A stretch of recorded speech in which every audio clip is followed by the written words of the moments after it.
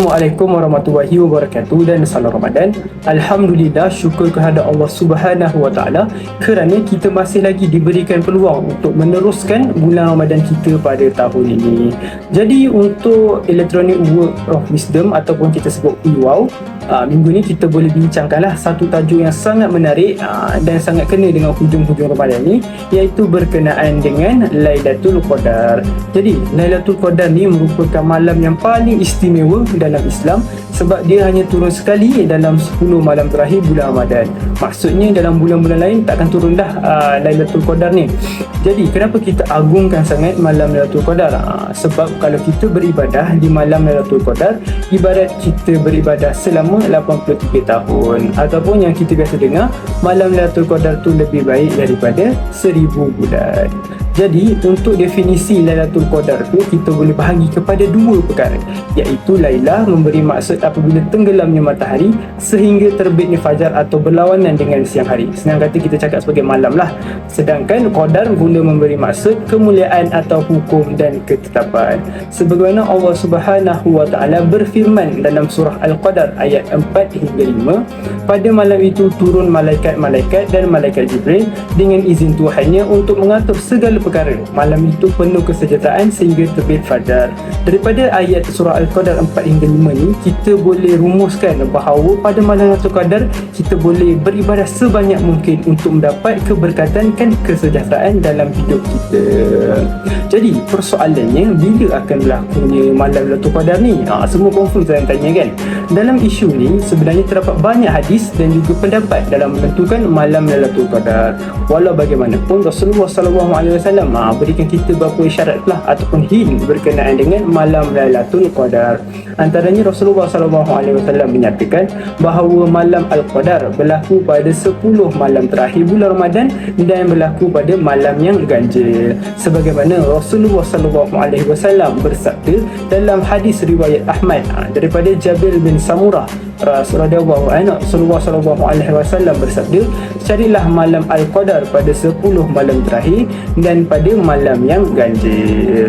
Jadi apakah keistimewaan malam Lailatul Qadar? Yang pertama, keistimewaan Lailatul Qadar diserikan lagi dengan penurunan wahyu Al-Quran untuk pertama kalinya kepada Rasulullah SAW, ataupun kita biasa sebut sekarang sebagai nuzul Al-Quran. Yang kedua, malaikat dan malaikat Jibril turun pada malam tersebut. Imam Qurtubi berkata mereka turun daripada setiap langit dan juga Sidratul Muntaha ke langit dunia untuk mengaminkan doa orang yang memohon pada malam tersebut sehingga waktu fajar. Jadi pada malam Lailatul Qadar ni kita memang disarankan untuk berdoa meminta apa saja kepada Allah Subhanahu wa taala. Insya-Allah Allah akan perkenankan. Dan yang ketiga, mendapat keselamatan dan kebaikan semuanya tanpa sebarang kejahatan hingga keluarnya fajar. Al-Dahab berkata Allah tidak takdirkan pada malam tersebut kecuali keselamatan. Sedangkan Mujahid pula berpendapat ia merupakan malam selamat di mana syaitan tidak mampu untuk melakukan sebarang kejahatan pada malam tersebut. Kita nampak memang istimewa sungguh malam Lailatul Qadar ni. Dan keistimewaan yang keempat, kemuliaan dan keagungan malam Lailatul Qadar sehingga melebihi daripada 1000 bulan, macam yang saya cakap pada awal video tadi. Jadi setiap amalan kita lakukan ni akan diberikan pahala 1000 kali ganda. Semua confirm nak kan pahala yang berlipat ganda.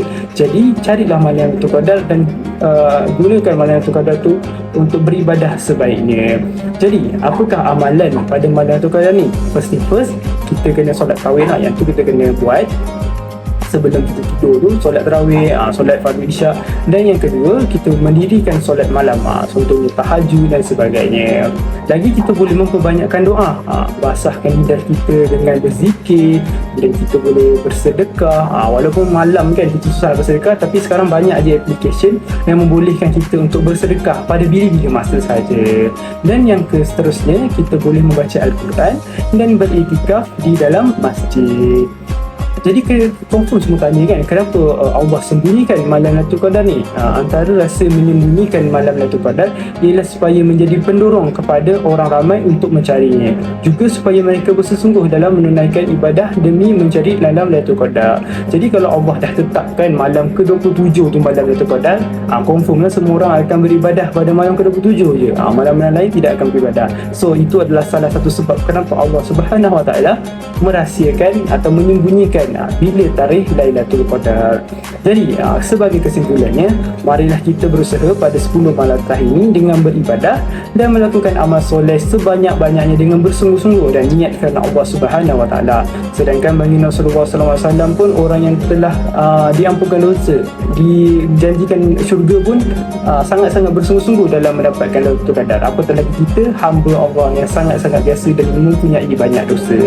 Jadi insya-Allah itu sahaja untuk iwau kita pada minggu ini.